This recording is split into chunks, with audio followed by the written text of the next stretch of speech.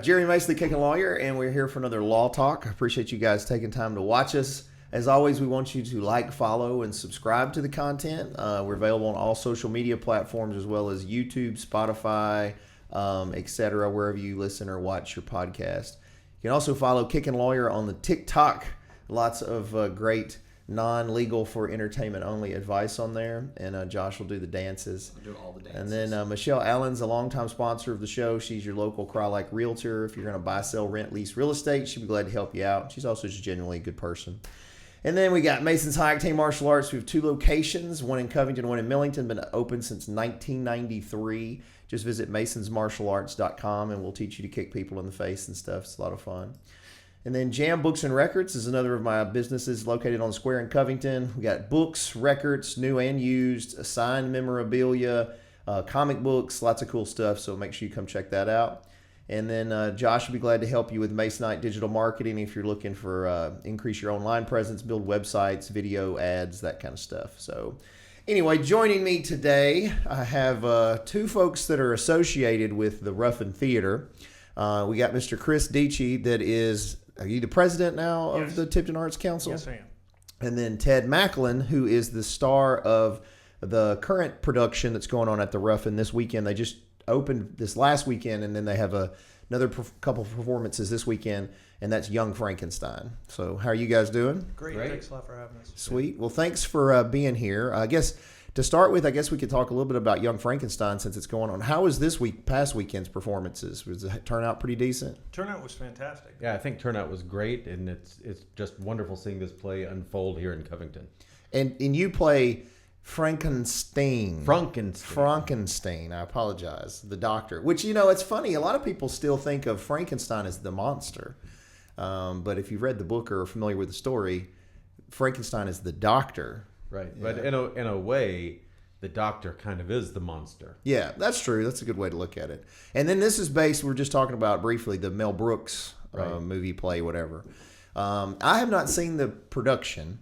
Is it like the Mel Brooks, like it's a comedy? It is. It's comedy. It's strongly based on the Mel Brooks movie. Some of the scenes are taken directly from the Mel Brooks movie, but there's a little bit that's added so that if you come see it, you're going to have a few surprises there. Nice. And who are some of the other stars of the show that folks might know?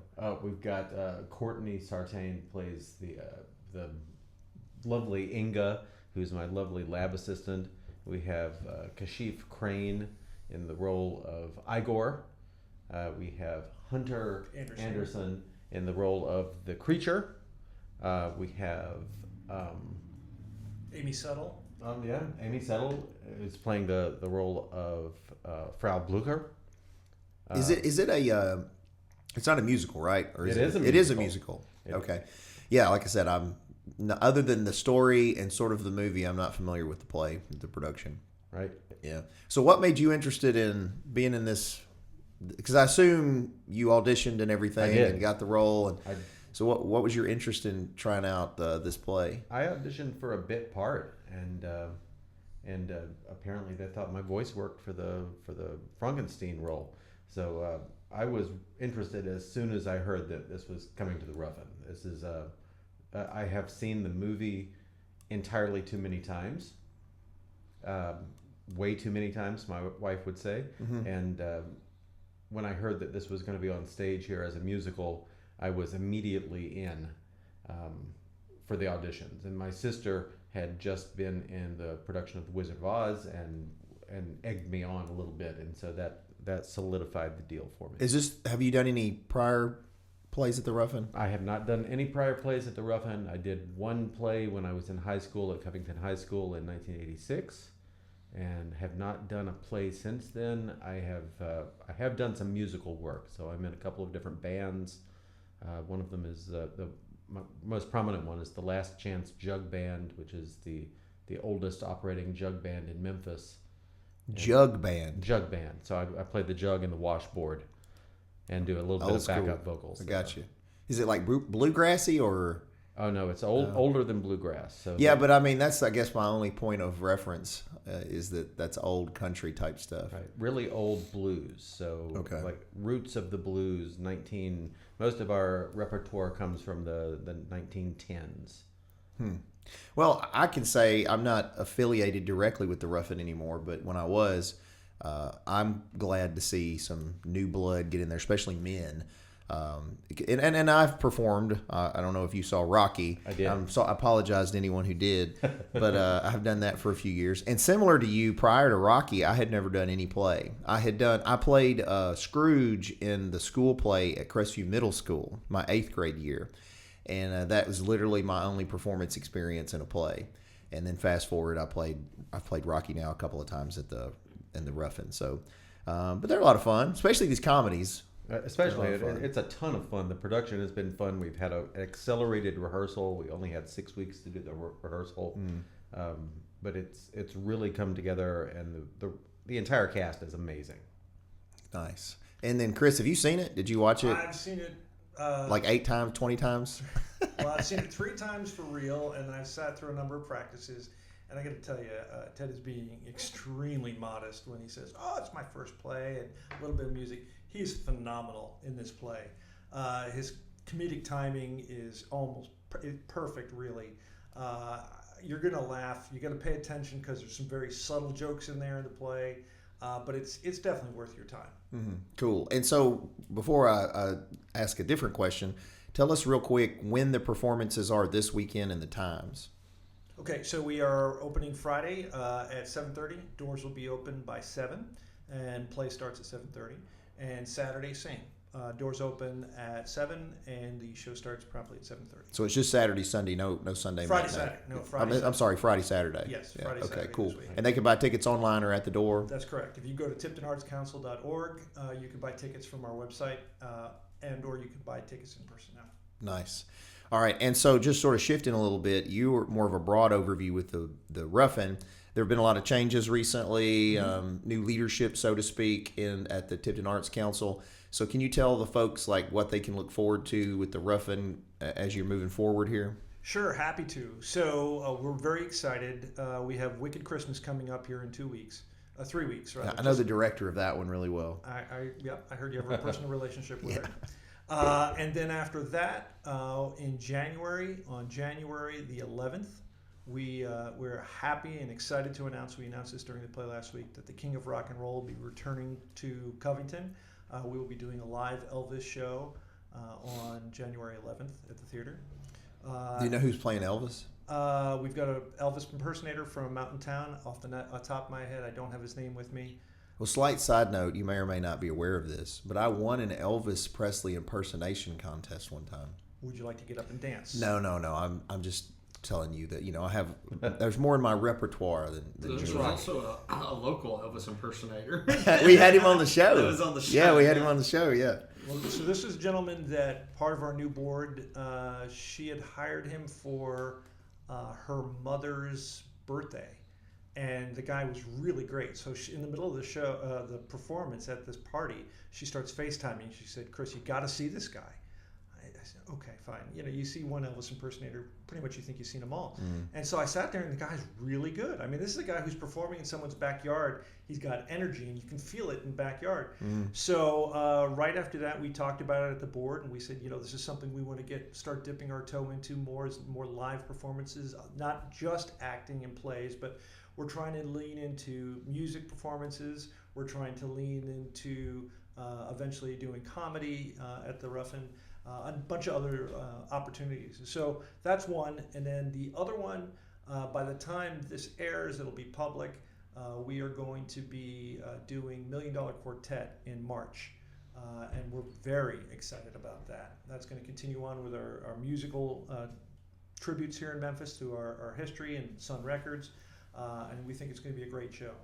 Cool. Well, that's good. I'm excited to hear about all of the new stuff there. And for people that don't know, and I'm sure Chris or Ted would be glad to tell you, but obviously the best way to support the Ruffin is go to the shows. I think that's probably number one. Everybody would like you to go and support the actors. They put in a lot of hard work.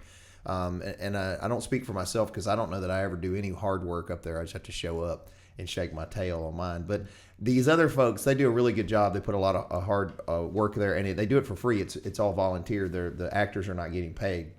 So the second way you can do it, though, is it'd be great to build up a patron support again, where you become patrons and you pay, you get some tickets, but it's really more, in my opinion, about helping the community, because I think that this, the arts is an important element in the community that sometimes gets overshadowed, especially in our community. There's a lot of support for football, which is great. I've played football. I was a jock, wasn't a band guy. I was a jock. But as I get older, especially, I see the need for support of all elements of the community. And then you can also sponsor events. So we've done that a lot. The Kickin Lawyer and different businesses have sponsored events. They'll call them out in the performances. They can put you in the programs. And then they have some new things I think they're working on, even with the website and the Facebook and stuff, where they can sort of promote your business and get you some exposure that way. But again, it all circles back to whether you're a patron, you're going to see them, or you're sponsoring the events. It's a really good community support opportunity for everybody. And it's not overly expensive, and they'll work with you on stuff too. So any update on any of that you would like to jump on? There's actually one other thing I would suggest. So you talked about being a patron. You talked about going and seeing the shows live. There's a third one I would think that would probably, most of you don't think that, well, that's not for me, but I assure you that if you give it a shot, it is. So Ted said, he hasn't performed in a long time. I hadn't performed ever in my life either, and I did Wizard of Oz, which was terrifying. Also the highest grossing play we've had in a couple of years. It's not important. It's not a competition. We did beat Rocky. I figured Rocky would have done a little better. Well, you guys do less shows. If you did the same number of shows we did, you probably maybe would beat us. But gotcha. The other one is acting or coming out and being a stagehand. A lot of folks sit there at the theater and they think, well, that's interesting. That's a really great show. And they very rarely think, oh, I could do that. And first off, we're not off Broadway. We're off Broadway. And so there's no super high expectation. And everyone there is a family. When you come into the play, you can see everyone gets along, everyone supports each other. So no one's going to say, oh, that person doesn't know their lines, oh, they can't act. It's not like that at all. I mean, they put up with me and my big mouth for 5 or 6, maybe 7 weeks. I tell you, it's one of the most rewarding things. I was terrified, but when it was done, it's one of the most incredible things I've ever done, and I'm super proud of my work. Wasn't that great, but I'm proud of the fact I got up and did it. So I would encourage you that if you want to go, or you think you might want to go and try out for a play. The other thing is, my oldest daughter is extremely shy, if you've ever met her. She doesn't like talking to a lot of people. And she got involved with the plays at the Ruffin, and this is one of the reasons why I'm still with the Ruffin today. And she wound up getting into a role in the play Puffs, where she was the narrator. Now, my daughter, if you've met her, Lindsay, will not look at you directly in your face and will not talk to you more than 6 words. And she spoke to an audience for 6 shows for 2.5 hours straight, memorized her lines, and she really came out of her own. And to me, making sure she has that gift, and how it made me feel when my daughter kind of came out of her into her own for those plays. I want to give parents that opportunity. I want kids to have that opportunity. I've never been an actor in my life. I've always been more interested in sports, just like you. And this opportunity as a parent was one of the most fulfilling things I've ever seen in my life. And so I'm going to tell you, if you've got a kid at home who might be a little reserved, might be quiet, bring them out to the play. You never know what's going to happen. It might click with them, and they may love it. They may hate it. But if they love it, and this is an opportunity, you might find their little niche in life. So I encourage you, please, absolutely, your money, I need it. Coming out to the plays, absolutely. But really, talk to your kids, or maybe you or an uncle or an aunt goes out and performs. Ted? Yeah, and the Ruffin is really community theater, and community in every sense of that word. Theater, and I would encourage people to support the Ruffin any way they can. With the economic changes coming in West Tennessee over the next few years, we're going to have people moving into the area who are really going to look at places like Covington and see a robust community theater with productions going on, all kinds of productions going on, and it's going to potentially uplift not just the Ruffin but businesses all around the area. And one of the things we are doing additionally, and I would encourage you if you do come to the plays, is we're now supporting local food banks. So I ask that every time you come to a show, bring a canned good. We have a food box right in the lobby. Put a canned good in there. We're supporting our local churches' food banks, not just through the holidays, but this is a new program we're doing at the Ruffin. And it's just a way of helping and giving back to the community. Yeah, and I piggyback off everything you guys just said. So again, if it wasn't for martial arts, I would definitely be the demographic that probably would really and I benefited either way, but that traditionally would benefit from the Ruffin. I was really a nerd and got beat up real bad, and luckily my parents put me in martial arts. And then that when I at 6-7 years old, and then I developed confidence from there to where I developed as a kid. I almost viewed it as a superpower. It was really borderline arrogance, but because of that, I grew to be more, not even athletic, but real analytical and got in shape. Anyway, so fast forward, I wasn't in band and stuff in high school, so I typically was looked at as a jock because I was competing internationally in martial arts. But I tell people this all the time. I'm a nerd. You look in my office, and it's Superman. It's all like nerdy stuff. That's what I'm into. The difference is I'm a nerd that learned to be confident and learned the martial arts. My point, though, is a lot of people that maybe watch this or may traditionally be the jock type as an adult, and then looks back and their heyday was their high school football days, that kind of thing. They can benefit too from stepping outside their comfort zone and getting up on that stage. They act like the people that the high school era, the band people were afraid or whatever to do football, but they're just as afraid to do that type stuff, the arts and drama and performance type thing. So I would challenge anybody watching, regardless of which side of that coin you sit on. I'm 45, and I think people in my age group still sort of think about things that way. Sort of, there's the two sides, whereas maybe even Josh's age group or younger, they're more mixed now, I think, in school, where you don't traditionally have maybe the jocks and the band and the nerds that are the whatever type thing it is. But my point is, as adults, we need in the Ruffin, we need grown-ups too. We need adults. But I did see the exact same thing y'all are talking about with people that wouldn't traditionally step outside of their comfort zone, kids or otherwise, and that you can see them sort of grow as people because they've tried something. And then, like you said, Chris, they don't have to act even. Nope. We've got some great backstage people that are in a lot of ways more important than their performers, and they don't get the credit. I know Gary and all of the performances of Rocky. If Gary wasn't there a lot of times, Gary Lewis is who I'm talking about, who's done a great job of doing the light sounds and stuff and programming the board and stuff, things I have no idea how to do. But that's super important, is to have somebody that can do that. Have somebody that knows the timing on when to open the curtain and not is super important. So my point is, even if you don't want to act, those things are things that, and then a lot of times I've seen over the years with Rocky, people that were backstage that enjoyed the practices and the performances. The next thing you know, next year, they're maybe stepping out front. So that's what happened with our creature. Hunter Anderson was backstage at Wizard of Oz, and he got pulled in the same way I did. His wife was working backstage, and he was back there, and he and I would talk while we were backstage and just joke around. And then when Frankenstein came out, he's like, I'm going to try out. I'm like, got to do it. Totally do it. It's so much fun. And he did it. And now he's now on stage.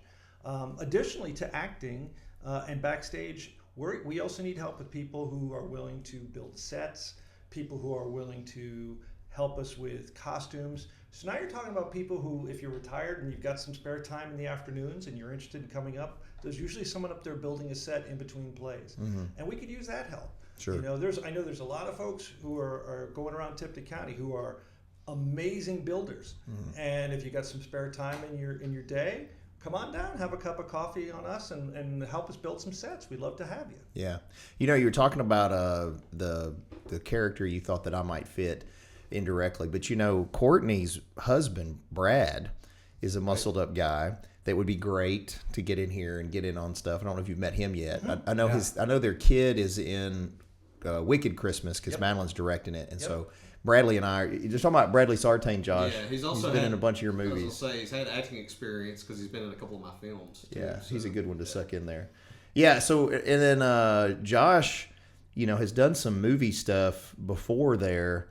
Me and Chris were just talking about that years ago. Yeah, I did a little film festival there back in the day. Yeah, well, maybe you need to just sponsor them, Josh, and buy them a fancy projector. So that they It's can not do so your- much the projector they need. Me and Chris were talking about it's really the screen. They need a they need a new screen. But we've already talked about it, and we're happy to open the doors to the Mason family. You guys have been so generous with the Ruffin over the years. I told them, I said, you name the day you want it, you can have the theater anytime you want for film festivals or anything. I appreciate that. Your family has been so generous to us. Wow, Whether well, it's you, your brother, your wife. I appreciate it.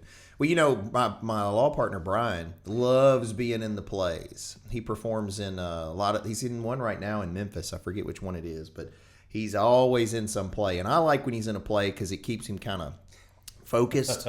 And so he typically is a little better law partner when he goes that way. Have you met Brian? I think I have once. Cool. Well, yeah, so He was Dr. Frankenfurter. Yes, I've definitely met him once. I have a picture with him. he was Dr. Frankenfurter. Oh, yeah, for Rocky. I was like, wait, we're talking about Frankenstein, Frankenstein or whatever, Would it be- Frankenstein. And what Brian was at the play Saturday night, and I said, wouldn't it be great if at one point we had a surprise entrance from Dr. Frankenfurter into Young Frankenstein? Of course, I told Ted I would never infringe on his play. He's the star. However, it would be very funny to do. Maybe the last scene of the last production. Yeah. Something like that. Well, you know, something that you might, I don't know if you haven't been involved with it long enough, you may not remember this, but I know, long story short, when I was 15, 16, it was maybe 15, I was dating this girl who was in Taekwondo with me. We were both doing Taekwondo together, and so she was the female there, and that's who I dated, right? And I think I was 16, she might have been 15. Anyway, she was in Coconuts at the Ruffin, right? And so I go, I went up there several times because I'm sort of the jealous boyfriend, and you know she was in the play. Well, at the time, the reason I bring this up is this is what was relevant, not the girlfriend. But at the time, the Ruffin was doing like awards, like they would every year have an awards ceremony where everybody gets to come back together. Young Frankenstein cast, Rocky cast, people get nominated, and it sounds like a lot of fun. Not necessarily to win, but you could make it a lot of fun. I think that could be a good event too for fundraising. It's funny you say that. So we've been talking about that at the theater because I was interested. I said, I see this award ceremony down in Memphis for all the theaters. I said, why can't we be a part of it? And I found out that you have to do 6 shows in order to qualify for any of the Memphis awards. Then I was talking to Amy and Chip Settle, who are great patrons of ours.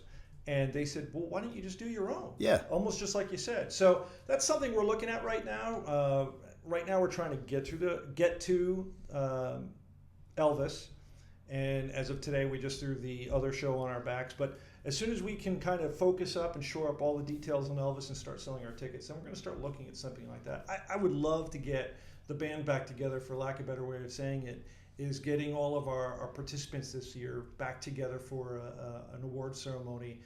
And just for a chance that everybody kind of get some laughs and have some fun. Yeah, I think that's the main draw of it. But, it's also another thing that can motivate people to come is that they know every year they maybe I put a little more effort into my butt shaking as Rocky, you get an award or something. So that's a way to motivate some different folks. But I think that'll be cool. Yeah. Yeah. So you enjoyed this past weekend? Everything go off good on the shows? Everything's been great, and we miss a line here, we miss a line there, but we've done really well, I thought, for the first weekend, and the crowds have been amazing.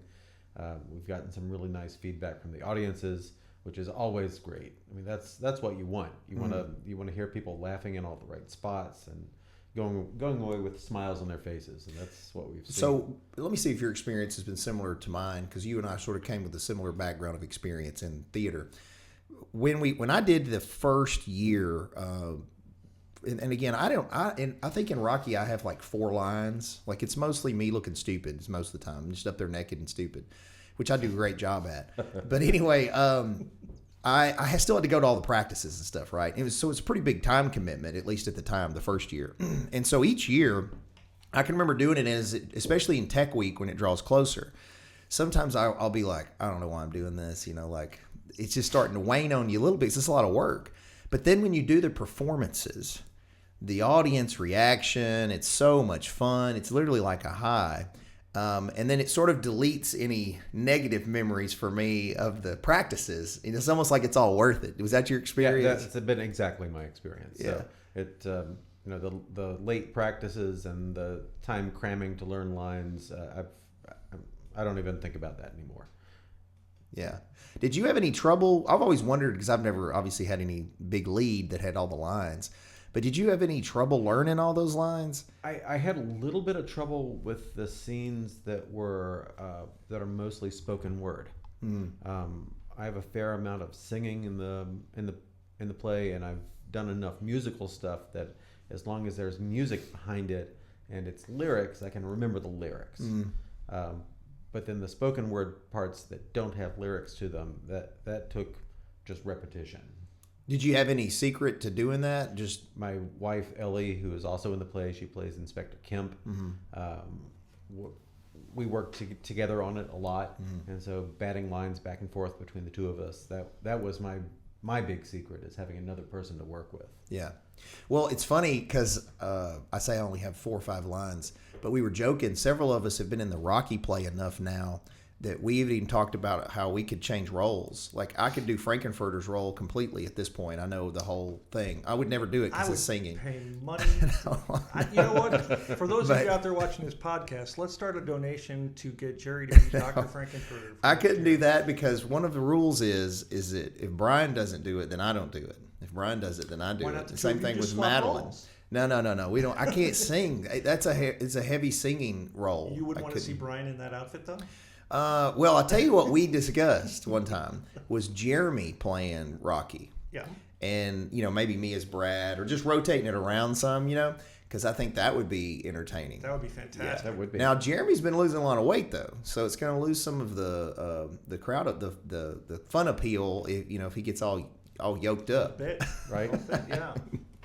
Yeah, but I enjoy the Rocky every year, and I say every year it's my last year, because it is the work. During the work, when you're doing the play, the practices, although they're fun, the cast is always fun, it's still difficult and time consuming and wears on you. But then you do the performances and it's just so much fun. I like my role with Rocky because it forces me to stay in relative shape and then try to get into really good shape each year, and that's always a good challenge for me, especially as I get older. So, but anyway, we'll see how that goes. Maybe you could be in Rocky next year. I'm going to have to up my workout game. Yeah, I got you. That's my favorite thing to do. I got a new gym in the old studio. That's what we're building. So this is the new studio. The old studio is the next. This is my office here, and then the old studio. And I decided to turn it into a gym because my time is so limited. I was struggling to even go do the change to get to the gym because I'm usually working up here till late. So now I'll have a full, and it's big weights so that I have enough weight to move. Full gym over in the. Awesome. Yeah, I'm excited. You're welcome to use it. Oh, thanks. I appreciate that. So what are you thinking now, Ted? Is this like, now that you got the bug, you think there may be more you're interested in? I'm definitely going to audition for something else. I'm going to see what else is coming up at the Ruffin. Good. This is local to me, and so if I'm going to be auditioning anywhere, it's going to be here.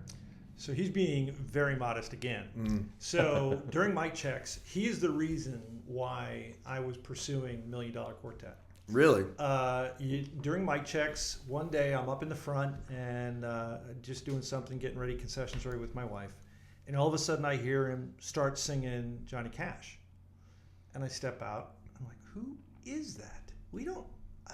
Who is that? I walk, and he's out there singing Johnny Cash. And he's phenomenal.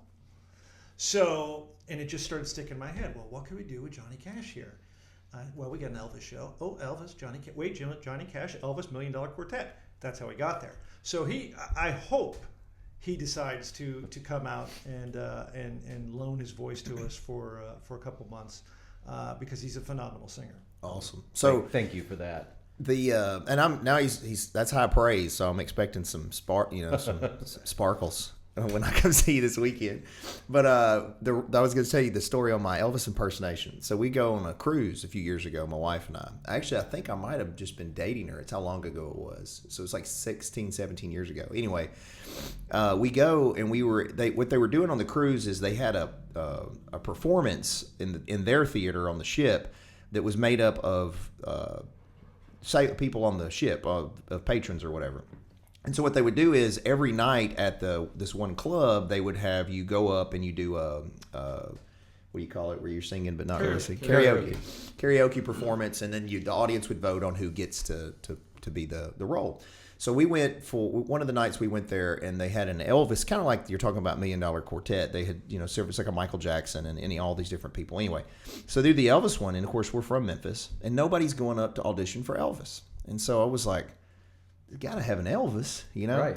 So I think once I got up there, I think 2 other people did audition, and I think that the dance moves is what got me. But and then it was pretty interesting the way they did it, because they gave me, after I won the thing, they gave me I think this is how long ago it was like a tape recorder, and it had the song I was going to have to sing on it. It was like Jailhouse Rock, and then it was like a medley. Anyway, then you show up that night. They put me in the full Elvis thing, full outfit, fancy outfit, whole deal in the back. And I enjoyed it because the dancer girls are the ones that help you get into the outfit backstage. So that was fun. So anyway, they get me dressed up and throw the mic on you. And then you just got to stand in your spot, and they perform around you. So all you're responsible for is the singing. And then but I literally performed in it. And then, so that I had that performance, and then it just reminded me in December, we went on another cruise, a different cruise line. We were actually one of the headliners. Our demo team, our U.S. Taekwondo team that I'm the coach on, was to perform on the ship. So with the ship, our cruise was paid for, and we were there as performers, which was a whole different experience. But they didn't have a place big enough for us to practice, so we were having to practice on midnights in this basketball court on top of this ship. That was, well, you know how they move. Chris in the Navy, that was an experience too. So anyway, that's sort of my performance experience on cruise lines, I guess. But yeah, I said all that to say I could never be the Elvis guy because I can't sing, because it was all dancing. So, well, are you going to do Elvis? Is that what you're going to try out for? No chance. No, I'm the director of the theater. I need to, not the director of the play, but I'm the guy behind the scenes now. I'm very comfortable. Well, if you're going to have somebody that's the director, though, you can still audition. I could. They could still be unbiased on it. Yep, but no, probably not. Well, then that goes out. I guess other folks can audition. Absolutely. Right? So we'll be announcing dates for auditions here coming soon. And I highly encourage that if you're a musician, musical type, we need, I think, 6 men and 1 woman for actors in the play. Everybody has a singing role except for the owner of Sun Records. It's a spoken role. And I'll tell you, just come out, and if you can perform, that's all I care about, is how great you sound. And or not even how great you sound. If you just give me 110% effort, that goes a long way in life. So please come out when you hear it. We'll have it up on our Facebook page, the Ruffin Theater of Covington, Tennessee, tiptonartscouncil.org. And we'll be getting the word out when we're going to start auditions here very soon. And if you're into that kind of music, you can go to Jam Books and Records in Covington on the Square. And we have a lot of albums by many of the people he just mentioned, Johnny Cash, Elvis, original albums too. So you come check out what we got there. Great Christmas presents. Sounds like it could be a great tie-in. It sounds like a great tie-in. Sounds like a good idea. I don't have a problem with that. So I want to do real quick transition, and then I'm going to leave you guys alone, and we can say whatever else we want real quick about the play. Did y'all watch the Tyson fight? I did. Well, I no. did not. So he couldn't, because he was on stage. Oh, that's right. You were on Right. stage at that time. I'm not going to say I didn't have my phone down in my lap while I'm watching the play, watching the game. Fight. Well, you're watching the buffering is what you Yeah. were watching. And yes, I did, unfortunately. Yeah. I was wondering what y'all thought about that. Tyson carried him. They talk about that Paul carried Tyson, but if you look in the first round when Tyson hit him, Paul looked visibly disturbed, like that wasn't supposed to happen. Also, if you look, there's footage where when he hugs up on him, it looks like Paul was saying something to Tyson, like he was telling him to hold back or to calm down a little bit. And then right after that, you notice Tyson really started pulling back significantly the rest of the fight. Yeah, you can see him Well, biting on his glove. And I'm going to guess that we're all of the age where we saw Tyson fight. Yes. Or we're aware of him at least. And I tried to explain this to my middle son, Austin. He and I argue over who was the GOAT in basketball. I say Michael Jordan. it's not even close. And he says LeBron James. And he thinks it's not even close. And I was trying to explain to him that when you didn't live through that time period, you don't understand the enormity of that experience. And Tyson was an experience. He influenced the 80s so substantially. Right. And I'm a huge fight fan. Like, if you see in my office now, I've got all these champion gloves, Tyson's included, MMA gloves, all this, because I'm big into all the fight world. And I'm a student of it too. So I've watched all the fights. And in my opinion, and I've watched all of Muhammad Ali's fights, at least those that were on video, I think that Tyson was the greatest ever, in my opinion. I think if you took prime Tyson and prime Muhammad Ali, who I think are the greatest two ever, I think Tyson knocks him out. I just think at his peak, nobody could hang with him. I think he's that good. But I agree with you. When I first watched it Friday night, it made me almost sick to my stomach because we were watching it with. I don't know. You didn't. Have you seen it yet? I haven't seen it yet. I've seen the reports of it. Yeah. So you didn't miss anything really. It was kind of sad because it looked like Tyson was an old man. Now the first round it didn't. Like he says, the first round he lit that boy up a couple times. And then didn't really finish, but you could tell he could if he wanted to. And then after that, he just doesn't really do anything. Mike Tyson, like his legs look like they're kind of weak. He's not really moving the same. He looks like he has openings to hit him, but doesn't. Like it just looks like he's lost it, right? So while I was watching the fight, I had the feeling that he's lost it. He's just an old guy, right? Hindsight, though, after reevaluating, especially later rounds, you can see him still set up to do the same stuff he used to do, but then he chooses not to do it. So I think there may have been something in there was rumored that the contract these guys signed said that Mike Tyson couldn't knock him out. That was one of the things he couldn't do. And then they're using 14-ounce gloves, and they're doing 2-minute rounds, all the stuff that's really sort of exhibition rules. Right. I say all this because now my assessment's kind of like where you are. I think that Tyson, to get paid, could knock him out. He kind of love tapped him in the beginning to let him know what was up, and then after that just coasted to make $20 million or whatever he's going to end up making off of it. And Hines, personally, if I was getting paid $20 million, I would get in there and fight either one of them and do whatever was on the contract to get $20 million. Right. Sure. Wow. So anyway, but and then I don't guess y'all watched the UFC fight because you were on the stage. I was on the stage. It was Saturday, yeah. But I watched it. It was a pretty decent fight with John Jones. That didn't finish until 1 in the morning. Yeah, no, I watched it bootleg on TikTok. So I didn't actually pay for that one. It's against the law. Don't do that. But if you get on TikTok Live, eventually somebody's streaming it, and I got to see the main event fight. So, and I'm a John Jones fan, but I don't know how big y'all are into MMA stuff. I know all of them, but I don't agree with Dana White. I don't know that I think he's the greatest ever, but he's definitely good for sure. And he won with a taekwondo technique, which I liked. Nice. He used a jump reverse sidekick, which is my personal signature technique that I won in my MMA fights. Is how I won, was a jump reverse sidekick. And that's what he used that doubled him over, and that was pretty much the end of the fight. So, anyway. I didn't do that move. Well, I can teach you. You can go to Mason's High Octane Martial Arts, located in Covington, and we'd be glad to teach you how to kick people. Yeah, so, Josh put my ad up there. So, one more time, tell them one more time where they can see the play, where they can get tickets, all that stuff. Ruffin Theater, Covington, Tennessee. You can go to TiptonArtsCouncil.com. .org. TiptonArtsCouncil.org. You can get a ticket ahead of time.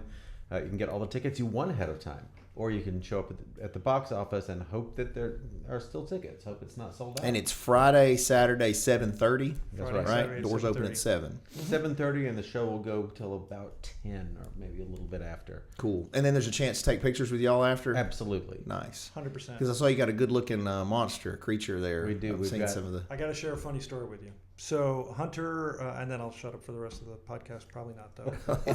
So Hunter was going out as the monster, and part of the script, he goes out of the theater and runs around, and goes in through the side door to come back in.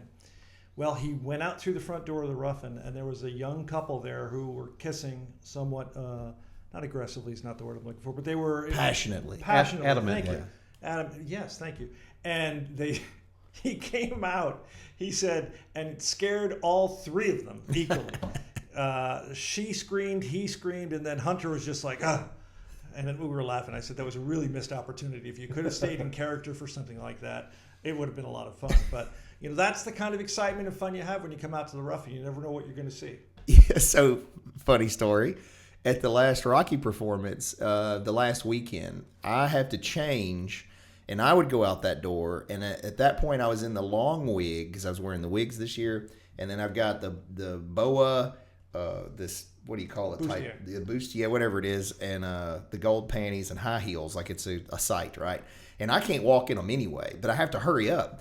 So like I hurry out the thing and awkwardly am walking around the side, and I came out and they weren't making out, but it was a couple basically arguing. The dude was like super redneck guy that you could tell his wife drug him to this play, and he probably didn't know what it was about, and he didn't seem very excited about the play. Just wasn't his cup of tea, which is fine. And so she's wanting to go back in, and he's like ready to go to the house. And so I hear him, and then I come up to him, and I just start rubbing on his head, like right before I go in. And it's so funny to me when I do this with these guys, because I don't mess with I try not to mess with the women usually unless I know them. It's usually guys, right? But what I like about it, this is my experience my whole life, okay? This is more motivation for y'all to do martial arts. I'll go up to people like that, and this is a big, corn-fed country boy, but they instantly are assessing, do I want to get beat up by this person, this who may be, of a different persuasion or whatever it is. Sure. And then they also, if they know me, know that I can beat them up. So then you can see the wheels turn where this is not an experience they've had before, right. Where they're like, I don't know what I'm going to do. So it's so funny because I'm like rubbing his head and he's just taking it. He doesn't say anything. Anyway, so yeah, it's always a good experience when you run out of the rough and side door during the plays and come in. Yeah. So hang out outside the rough and theater sometimes, and you never know what you're going to see. Yeah, you never know what's You going to never know what's going to happen. Yeah, you got creatures and all kinds of stuff coming out. Okay. Well, I appreciate Chris and Ted. I appreciate y'all being on the podcast, and good luck again with the performances this Thank you. weekend. Thank Like you. I said, we'll be there. I'm not sure which night, but we plan to come see it this weekend ourselves. So it's always a lot of fun to go. And then, like I said, it's a great thing, too, to support local theater. So make sure you guys are doing that. And I want to thank you guys, too, for watching, whoever's watching. Josh is going to be up tomorrow. Yeah, this will be okay. tomorrow. All right. So, as always, make sure you like, follow, subscribe to the content. We're on YouTube, Apple Podcasts, Google Podcasts, Spotify, etc. We're also on TikTok, so you can follow us over there for entertainment purposes, legal advice. And then if you haven't, make sure you check out Michelle Allen's pages, too. She's been a longtime sponsor of the show. She's also sponsored Rough-In events in the past before, just good local community person. And then, as I mentioned, Mason's High Octane Martial Arts. If you, too, want to learn how to intimidate people and have them not react accordingly, just go to masonsmartialarts.com. We'd be glad to have you. The school's been open since 93, and we have 2 locations now, Covington and Millington. And then Jam Books and Records is on Square in Covington. We got a big Black Friday sale coming up on Black Friday from 10 a.m. to 9 p.m. Tons of discounts, so please come buy all the stuff. And then Josh would be glad to help you with Masonite digital marketing. If you're trying to increase your online presence, your brand presence, commercials, etc., just go to masonitemarketing.com. Thanks again for watching us. I hope you guys have a good rest of your week and keep kicking.